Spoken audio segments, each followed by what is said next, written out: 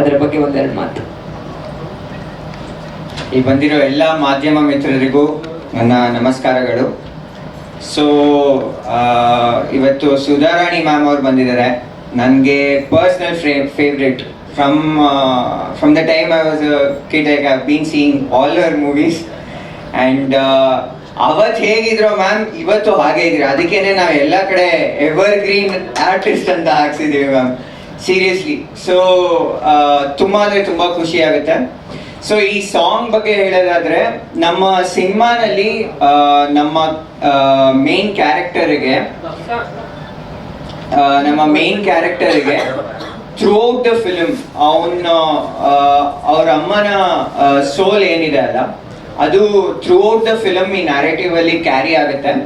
ಹಾಗೆ ಅಮ್ಮ ಆಮೇಲೆ ಮಗನ ಮಧ್ಯೆ ಇರೋ ಬಾಂಡಿಂಗು, ಆಮೇಲೆ ಅಮ್ಮನ ಕತೆ ಇದೆ ಇದ್ರೊಳಗಡೆ, ಒಂದು ಅಮ್ಮಂದೇ ಒಂದು ಸೆಪ್ರೇಟ್ ಕತೆ ಇದೆ. ಅದು ನಮಗೆ ಸಿನಿಮಾನಲ್ಲಿ ತುಂಬಾ ಚೆನ್ನಾಗಿ ಲಾಸ್ಟ್ ಅಲ್ಲಿ ಏನಿದೆ ಅಂತ ಗೊತ್ತಾಗುತ್ತೆ. ಸೊ ಜನರಲ್ ಆಗಿ ಫಾದರ್ ಡಾಟರ್ ಬಾಂಡ್ ಆಮೇಲೆ ಮದರ್ ಸನ್ ಬಾಂಡ್ ಅನ್ನೋದೇನಿದೆ ಅದು ತುಂಬಾ ಸ್ಪೆಷಲ್ ಆಗಿರುತ್ತೆ.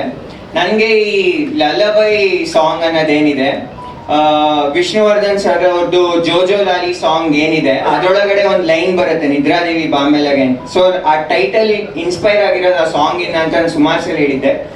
ಸೊ ಅದು ಫಾದರ್ ಆಮೇಲೆ ಡಾಟರ್ ವರ್ಷನ್ ಆದ್ರೆ, ಇದೊಂದು ಮದರ್ ಸನ್ ಸಾಂಗ್ ಒಂದು ವರ್ಷನ್ ಮಾಡಿದೀವಿ.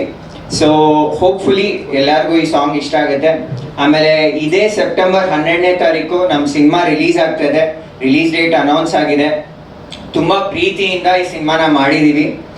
ಎಲ್ಲರೂ ದಯವಿಟ್ಟು ನಮ್ಮ ತಂಡನ ಹರಿಸಿ ಹಾರೈಸಿ ಪ್ರೋತ್ಸಾಹಿಸಿ ಅಂತ ಕೇಳ್ಕೊಳ್ಳೋದಕ್ಕೆ ಇಷ್ಟಪಡ್ತೀನಿ. Thank you.